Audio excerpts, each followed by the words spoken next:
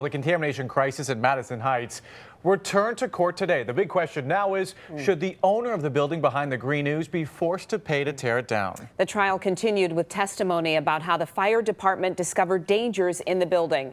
7 Action News reporter Kim Russell was in court and she joins us live now. And Kim, what did you learn? The Madison Heights fire chief took the stand today and he testified that back in 2016, he was driving by electroplating service and noticed something concerning. So he looked into it and it resulted in numerous investigations.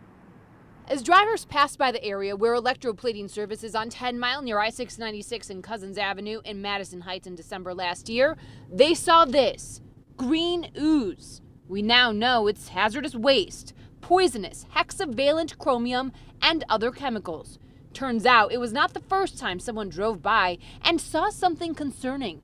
Fire Chief Greg Lolito testified he drove by and saw problems in May 2016. We saw a large amount of debris outside the facility, a lot of hoarding debris outside this facility. He testified that when he and the fire marshal went into the business owned by Gary Sayers, they saw problem after problem. Holes in the floor, holes in the roof, plus 5,000 containers filled with suspected hazardous waste. He testified that to prove it wasn't hazardous, Sayers put his arm in the chemicals and said they were safe, although he could not say what they were.